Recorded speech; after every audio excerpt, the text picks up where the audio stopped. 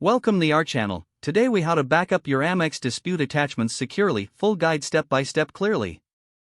Start by gathering all the attachments related to your Amex dispute. Ensure you have digital copies of receipts, correspondence, and any other relevant documents. Create a dedicated folder on your computer or cloud storage for these files. Label the folder clearly for easy identification. Open each email or file that contains dispute attachments. Download these documents to your dedicated folder. If the files are in email format, save them as PDFs for consistency. Make sure to check the file sizes and formats to ensure compatibility. Once all documents are collected, organize them based on category. Consider using subfolders for different types of documents, such as receipts and communication. Next, create a backup of your folder. You can use an external hard drive or a secure cloud service for this purpose.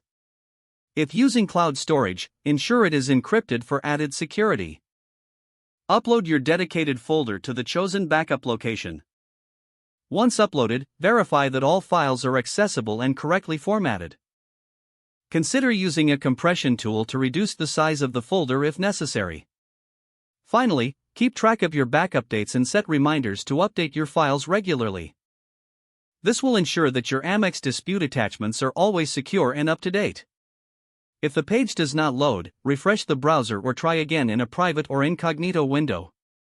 Make sure you are using the correct email address, then retype it carefully to avoid small typos. If your password is not accepted, use the reset option and create a new strong password you can remember.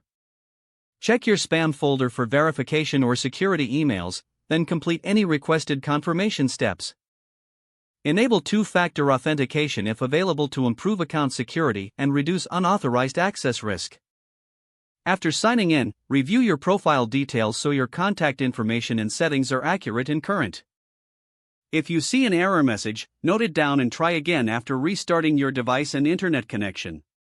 Log out when you finish, especially on shared devices, to keep your account and payment information secure. If the page does not load, refresh the browser or try again in a private or incognito window. Make sure you are using the correct email address, then retype it carefully to avoid small typos.